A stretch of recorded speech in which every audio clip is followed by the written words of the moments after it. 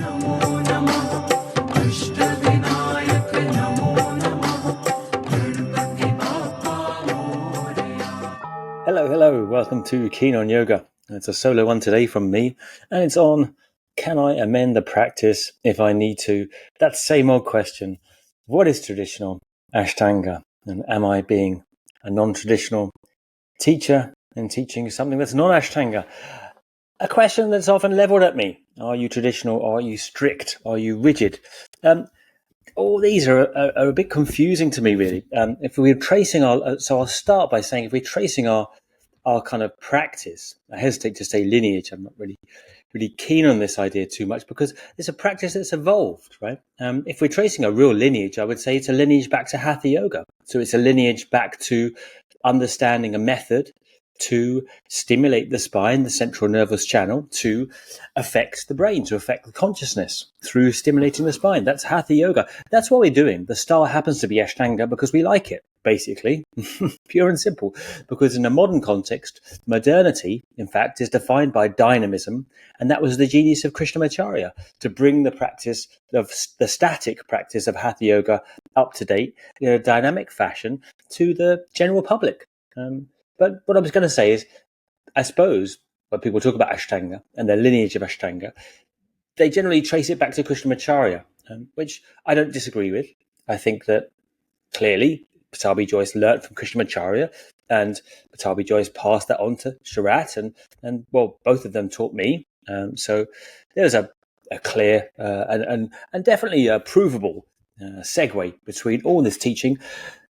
But there are definite innovations. There are definite kind of junctures in the road, and there are definite bridges amongst all of this. So tradition, in the first place, if we're taking it literally, it was tricky to define. It's tricky to prove, right? So my first injunction, really, and I suppose the bottom line in this podcast is that, yes, you're free to amend the practice and still practice traditional Ashtanga, in my view, but there are a certain number of caveats to that. And the caveats are, have you preserved the original method that's coming through Krishnamacharya? Yep. And that is Vinyasa. Yep. Vinyasa is the heart of Ashtanga. And Vinyasa doesn't mean a certain sequence. It doesn't mean a certain number of breath counts per posture necessarily. The emphasis in Vinyasa is on the diaphragm. This is the genius of Krishnamacharya. Yeah? Not creating a rigid set of sequences, because Krishnamacharya didn't even practice set sequences in the Mysore Palace. Yeah? In fact, he had groups of asana. If you look at his Makaranda or Yoga Sangalu, I believe it's in his later book, the Yoga Sangalu, and the back of the book, at the end of the book, there's primary, intermediate, and advanced. And there's groups of asanas like our primary, intermediate, advanced, but no order. No order. Just if you're learning it, these are the primary series ones you would learn. If you're kind of at a good level, these are the intermediate series ones that might challenge you. And if you're an advanced student, then try these ones, groups of asanas, but no sequence. So Vinyasa doesn't mean a sequence. It doesn't mean getting a certain number of breath counts right or doing this or that at a certain time. It means, and this is the specific genius of Krishnamacharya, the use of the diaphragm in its extended and contracted form. Yeah? Because the diaphragm will move in a contraction, in extension as it pulls down as you breathe in, and a contraction as you move, as you exhale, and it moves up and in. Yeah? Both the contractions, inflection and extension. But it makes a difference because Hatha Yoga, as I suggested, is to pressurize the spine, right? Is to exert stimulation on the spine to affect the consciousness. And the foremost way to do that, to create a certain pressure in the two, basically the body is a space, really. You've got a space, the upper cavity divided by the diaphragm being diaphragm, a fence, literally in Greek, a fence, yeah, or a divider. And the upper cavity and the lower cavity of the body, the two spaces, are divided by the diaphragm. So how do you pressurize the body or exert maximum capacity of stimulation on the spine? Use the diaphragm. Yeah? And not only that, in using the diaphragm, there seems to be some specific significance of stored, pent-up tension, trauma, karma around the diaphragm and the breathing. And that's just obvious, right? We don't need to prove that. You know how when you let out a big sigh, it's just letting go.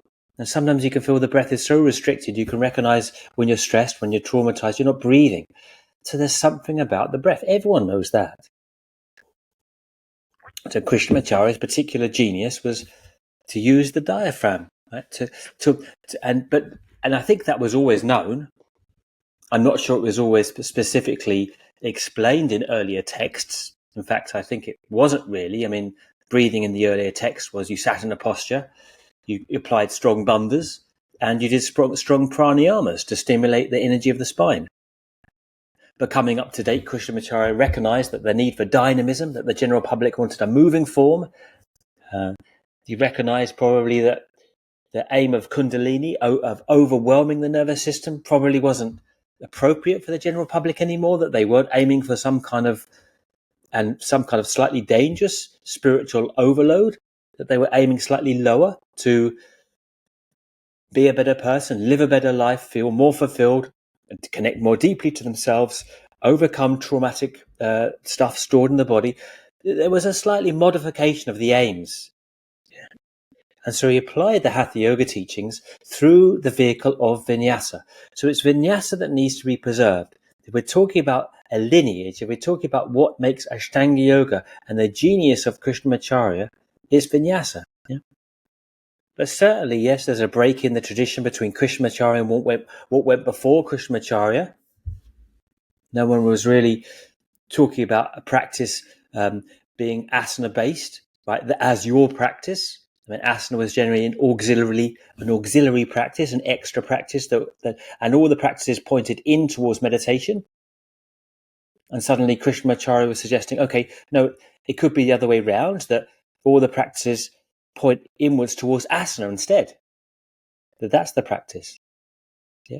So he kind of turned it on its head. Yeah.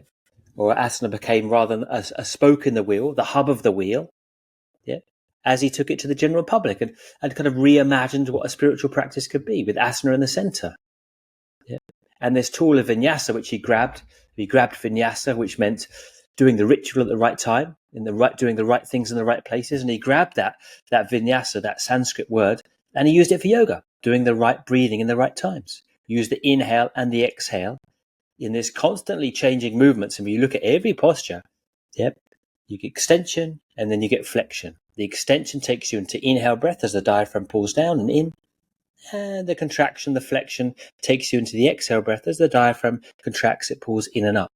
So there's two movements that we see, upward, downward dog, and in every situation in Ashtanga reflects the use of the diaphragm. So that's what Krishnamacharya was interested in vinyasa, not set sequences, because he didn't teach set sequences. Yeah.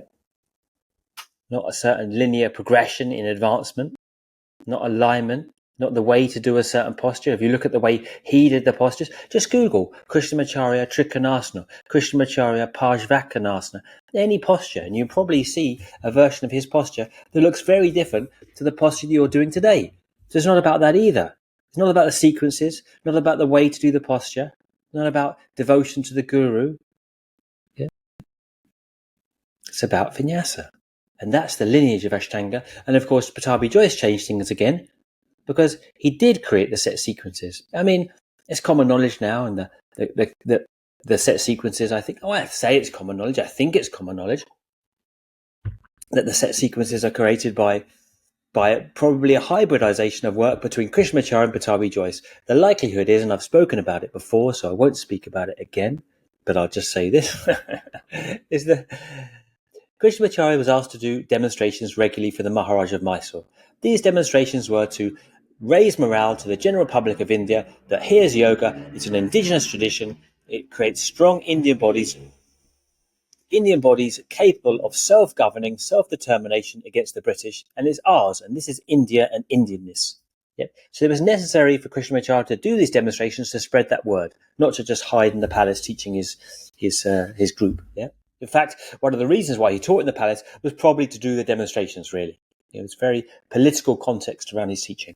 To that end, when he was teaching the demonstrations, it was much more spectacular to put all the boys doing the same thing. It looks much better. It's a spectacle. Any national spectacle, yep, synchronized, yep, always looks much more spectacular. Loads of people are doing the same thing at the same time. So that's probably where the sequences came from. Yeah. And then there was a certain vinyasa, because understanding the inhale and exhale is fundamental. And so when you do a certain sequence, you understand the inhale and exhale in those postures. And that became the Ashtanga Vinyasa count, which is not the same as Vinyasa. It's a subtle point. So Pattabhi Jois, when Krishnamacharya left to teach in Chennai, 1947 or 8, Pattabhi Jois carried on teaching these set sequences. So that's the second jump. Krishnamacharya makes one jump. Pattabhi Jois makes a second jump. So he teaches the set sequences, and the other jump he makes is to teach adult bodies, not child's bodies. Yeah, because Krishnamacharya was teaching 12 to 18-year-old boys, I think, roughly speaking. Yeah. So at every point in the way, there's jumps, or kind of missing links in the chain slightly that need to be filled in. Yeah, and what is traditional has to evolve, as I think I've said before. Tradition is a moving target. Tradition has to be a moving target because otherwise it falls obsolete. Yeah, the way that we understand ourselves is not the same as Patanjali 1,500 years ago, and it shouldn't be the same as Patanjali. There'd be something wrong if we tried to understand ourselves in the same way as Patanjali understood, or the same way as Bhagavad Gita suggests that in a feudal society that we all keep to our certain jobs. It doesn't make sense anymore. It's not to say our thinking is necessarily better or worse, just different. Yeah. So tradition also has to evolve to keep up with the times. And that's what I'm saying to you today, is that to practice traditional Ashtanga is a nuanced conversation, because traditional Ashtanga, well, that's a bit of a moving target. Quite a recent invention. Doesn't make it not traditional, doesn't make it not important. And what I'm not saying is just do what you want. Yeah, that's what I'm not saying. But what I am saying is that there should be leeway to make it work for you. Yep. And that it's not about keeping to the set sequences or achieving the shapes of the postures, because those have changed. Yep. It's about recognizing the process of the diaphragm and then creating a right tension on the spine. The way you stretch, not the posture. Yep. That doesn't contain inherent value. The posture does not contain any inherent significance. That's just to fetishize the posture. To do the posture in an effective way is to exert opposing forces on the spine. So you have a right tension, factored in towards the spine. The stretch is towards the spine, not out, not away from the spine, towards the spine. And that is bandha. Bandha has nothing to do with gripping your abs as hard as you can. Bandha is to do with holding the spine in a way that it anchors the limbs, that the limbs are anchored through the central channel. And it creates a pressure. It also creates a structural integrity, of course. But deeper than that, it creates a stimulation to the spine. So this is what matters. And this is what really makes a difference if we're looking at yoga as something that can actually change the mindset, change our mindset. Yeah. It's not about necessarily, in part it's about intention. Yeah. But otherwise we could just do intentional stretching or intentional rugby or intentional rock climbing, intentional piano playing. There's something in the postures. But again, it's subtle, it's nuanced, because it's not the postures themselves. It's the way you do the thing. Yeah. So it does make a difference, the posture, but not how much you do or not the shape you make, but the way you approach it to create a right tension through the spine.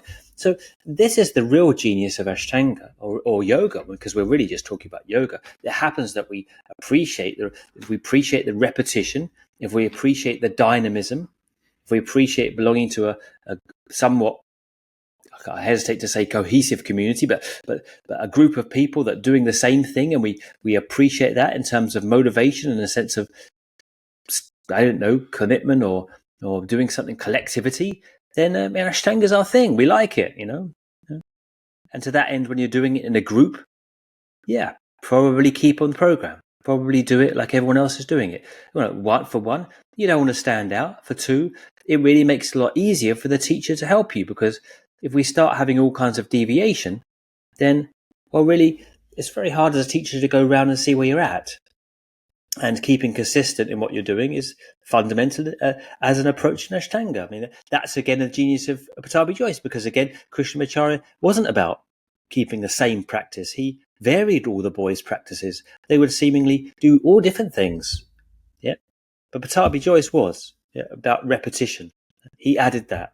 And I think it's beneficial, and I think it allows for a collective practice, a collective experience of ourselves together that we don't have these days. If you think about all social traditions like usually based around dance, right? In England, we have folk dancing, right? Probably if you're not English, you have your own folk dancing. And those were always practiced on any holidays, on festivities, on deaths, coming together and doing a collective form of movement. Now we've lost that.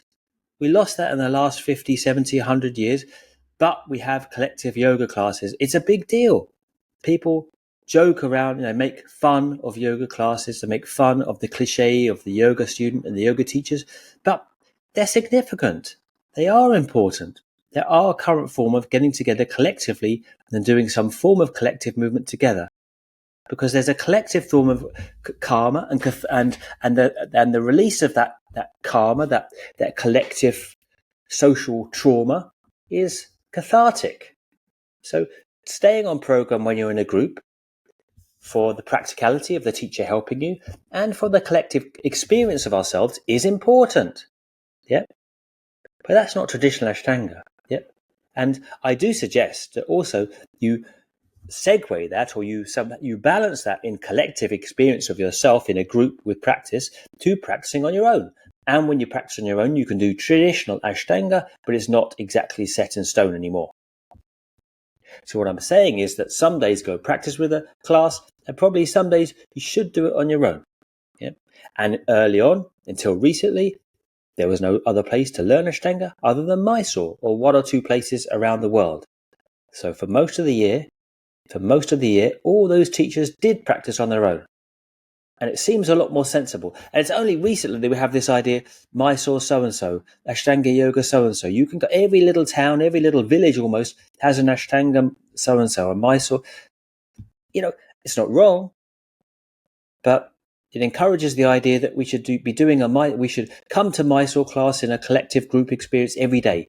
Now, I don't think that's helpful, because traditional Ashtanga is about Vinyasa.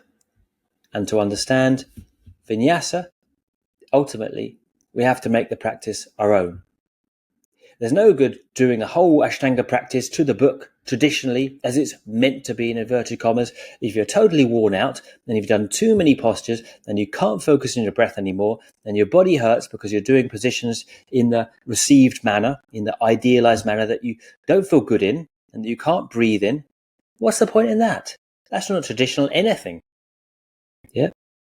There's no good to do it perfectly if it's just not helping you, obviously. But and I say obviously, but we could all fall into this because we're collective animals. We get into the group and you feel the social pressure to conform. All of us do, I think, to degrees.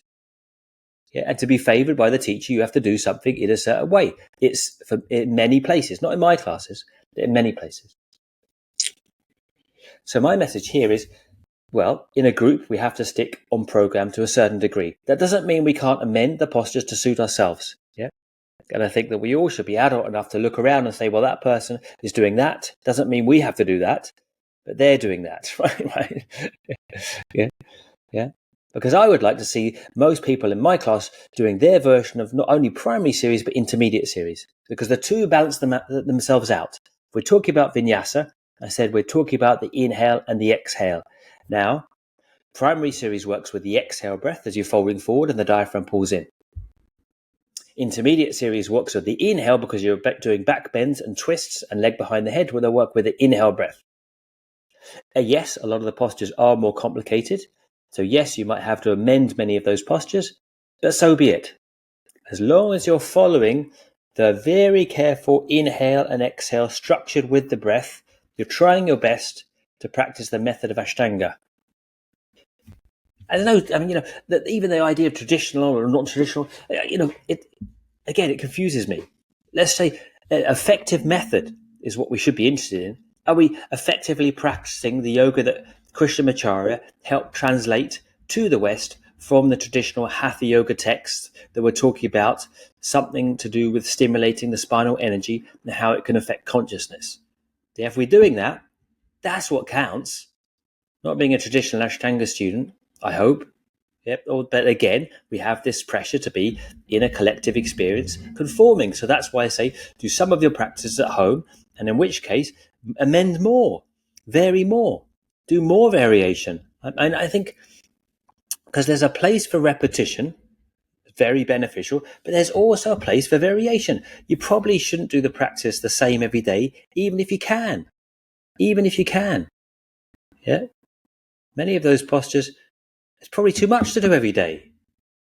And then you should allow a little bit of spirit of creativity and variation to come in because it keeps you sharp. I say it all the time. Repetition can lead to awareness, becoming really focused on the same actions again and again. But it can close down awareness. As you become over-familiar, habituate in certain patterns, you become dull with repetition as well. It's like a revolving door, can go both ways. So much of this can swing both ways. Yeah. But the point is of going back to that start again, the point is Krishnamacharya and his emphasis on the way of stretching, which you find if you read the Yoga Makaranda. Yeah, there seems to be a right tension in every posture. Paschimottanasana, the forward fold, we know. He says immediately he talks about it in a way of pulling back against that stretch, not stretching more into it. Yeah. So there's a right tension through every posture, not just further and further into a shape. Yep. And secondly, then there's this thing of the inhale and the exhale and the diaphragm. And that's what makes a difference. There's a method behind the literal. Yep. Don't be over literal with it. Yep. Traditional means an effective translation of tradition. The details have to differ from generation to generation. So even if you look at the early practitioners, say, of Joyce's yoga, Joyce's Ashtanga, the set sequences, the adults practicing and not the children, the repetition, the emphasis on postures, gradually the greater emphasis on postures done in a particular manner. Even then, when you look at the early practitioners practicing, their postures and the way they did them look very different to the modern ones that we idolize. Yeah, the modern famous teachers, for example, and the way that it's done now, in inverted commas, looks very different to the way that Joyce started teaching it then. Yeah, in 1974, I believe, 72, 74, when David Williams and Nancy Gilgoff first met him, and Norman Allen. Yeah, look so different, those postures that they did then. Right? So, don't get hung up on tradition too much. Yeah, of course, you have to be respectful for the teacher and their room. Yeah, but they should hopefully understand that tradition is meant to serve you and not the other way around. Yep. And allow amendment and variation. And if you're tired, you should be able to do a shorter practice and get the benefit of Ashtanga. Yeah. And what's the benefit of just repeating the same old half primary every day, even if you can't do the middle ones, Bhuja Padasana and Kamal, even if you can't do those next ones? Well, leave them out for a while. Carry on. Get more movements. You need more movements in the body than just those few forward folds of the half primary series. So there should be a little bit more leeway within tradition, yeah? Granted that the person understands the methodicalness of movement, which means understanding that it's all about the inhale and the exhale movement in the diaphragm. Again, not about doing certain things, looking up at a certain point or this or that, not necessarily about that. But being aware that it's all coming back to that central membrane, that central muscle in the middle of the body, and its effect on the spine and the pressure inside the body. That's what matters, which is not the same as intentionality, and it's not the same as, well, this is just about chitta vritti nirodha, concentration. It takes concentration, but why? Yeah. Otherwise, if it's just about concentration, we then is begging the question, well, concentration for what? Awareness, self-awareness for what? Yeah. There's an experience the concentration is aiming for, expanding outwards from concentration. Similarly, alignment. Alignment for what? Well, alignment's only as good as the body feels balanced, and then you can get the experience of this inner tension again. Yeah? There's no innate reason why you need to do a posture in a certain way. In my mind, the line in the sand is this hatha yoga, this original idea of exerting stimulation and pressure on the central channel. So I hope talking like this, well, just obviously, I certainly don't want to encourage you to go into your local Mysore class and just do whatever you want. Again, that's not what I'm saying. We have to be understanding that the collectivity of the endeavor is also important. But in that class, I hope you are also free to be allowed to do more of those movements and more of those postures, even if you can't complete earlier ones. And if you're tired and if you've got a full-time job, because obviously the earlier teachers that went to Mysore, they didn't have those commitments that we have. And obviously Krishnamacharya's young boys were young boys. They weren't adult bodies. Of course they could do things in the way that we can't. We lose a lot of the stretchiness of our fibers and our muscles over the age of 25. It's catastrophic, the amount that we gradually lose. So we have to be pragmatic about what we're doing, make it effective for us. And then when you're at home, well, I encourage you to experiment more. And a short sequences. If you can better be aware doing 20 minutes than an hour, and if an hour just wears you out and you lose your awareness and you're doing postures that are hurting and you can't think of anything else but the discomfort and you're just waiting there like some kind of suffering, like if you suffer in a posture, then something good will happen to you in the future, like an archaic version of a penance, an archaic version of a puritanical religious sufferance that for the sake of purification. I think that's wrong-headed. Yeah. I don't think we need to be purifying ourselves out of our sin, out of our guilt. I think we're doing a very scientific method here of using the body to exert a change in consciousness. Yeah, because the body and the mind happen to be very much intertwined. And I think the idea of, well, that it's just about concentration, just about the mind. Well, that's again exerting our old mind-body dualism on the whole thing, isn't it? Well, it's not about the body, it's just about the mind. Again, mind-body dualism of the West, or it is just about the body, embodiment. Yeah. Again, mind-body dualism. You cannot affect the body without affecting the mind. The two go together. And the embodied experience is equally as important as the mind experience because they're inseparable, in fact. So, well, I suppose I would like to conclude in just saying, I would like to see my students come 3 times a week to practice, perhaps, and practice on their own a few times a week, and then do more variations, make it more their own, do shorter practices, vary it more. It's still traditional Krishnamacharya Ashtanga. Yeah? And when you're in the room, of course, you have to stick to program a little bit more. Of course, there is a little bit more of that collective staying true to the modern Mysore book, but still, I think we should be allowed to make it our own. Yep. Of course, if I'm suggesting you're doing intermediate series, then well, you're going to have to amend the postures a lot, probably. Yep. If you've approached this practice over the age of 20 or 30, the body has already received its patterns of stiffness, and to do leg behind the head, to do a number of these kapotasana, these intense back bends, for example, they're too much for an adult body because, of course, Krishnamacharya wasn't teaching adult bodies. But why not do those postures as well? Why not use your inhale as well as your exhale? We have to be open to a non-literal interpretation of the method. And in my mind, this is the only way that the method is going to continue. The Ashtanga method that's passed down, the modern method passed down by Krishnamacharya, translated again by Pattabhi Jois, and let's say definitely honed by Shiratji Jois, because he definitely did make significant alterations, in the presentation of modern Ashtanga.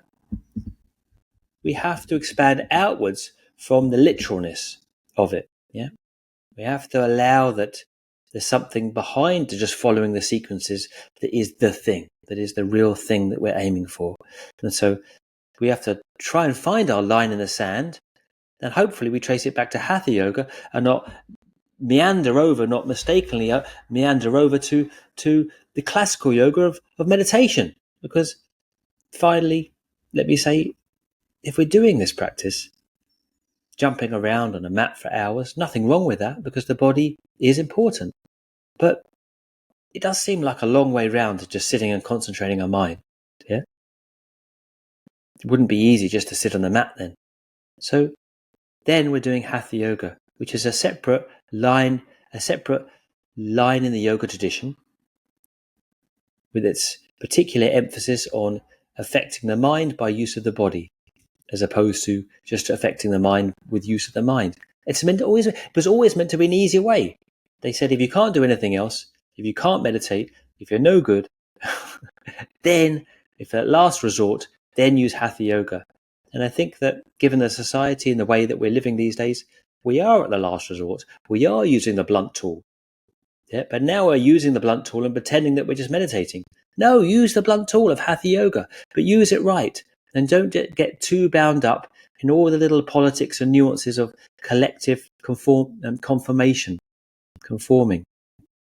Because in the end, there's an experience of self you can find beyond that if you start to work it as an energetic practice and go deeper than just achieving the shapes because, well, this is what everyone's doing around you and the teacher's rewarding you somewhat for doing that.